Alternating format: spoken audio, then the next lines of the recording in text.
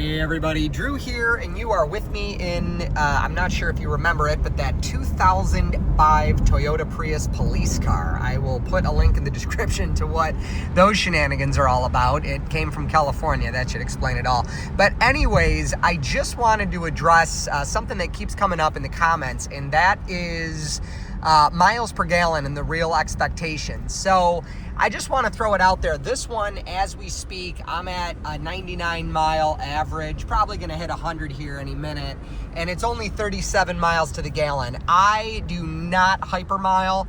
I drive, like I just was going like 81 with the cruise control set for a long period of time. I leave the thing running all the time so it warms up. It's still really cold here in Rochester. Actually, today's 64, but yesterday was, 32 degrees out. I leave it running. I let it warm up. I just don't care about my miles per gallon. And I know a lot of you are like, oh my goodness.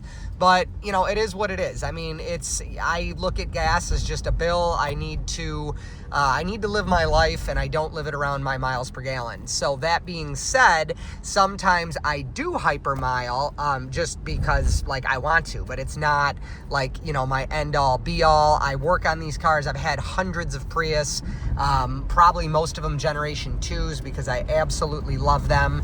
And I'm here to tell you that this car has had a relatively rough life. Again, it's a police car. It's got 157,000 miles on it. It was manufactured 21 years ago almost.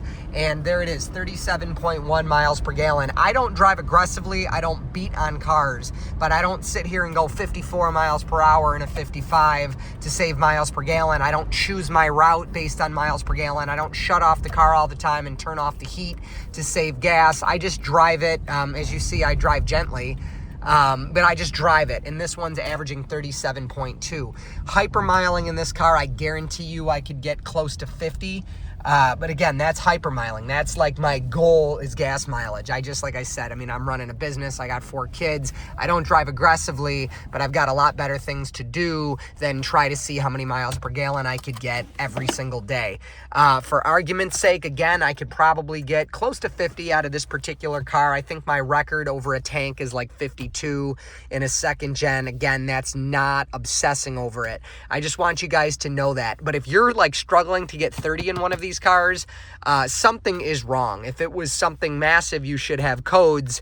But there's other things, tires, even a bad alignment that's, putting just that much more that much more strain on your powertrain, a hanging brake caliper.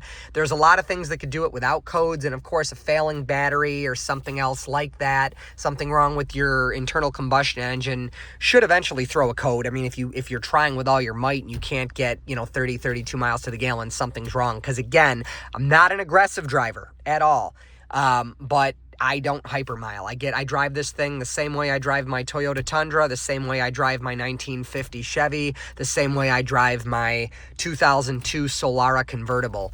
By the way, my wife had a Solara hardtop V6, the newer style, and I averaged 30.1 over the course of 6 months of, again, not driving aggressively, but not caring about, miles per gallon. So sometimes it does depend on the car, but I just wanted to address what I'm getting in a car like this, which is kind of a poor example of these. I have one of these in, stay tuned, it should be here any day, a 2006 with 33,000 miles on it.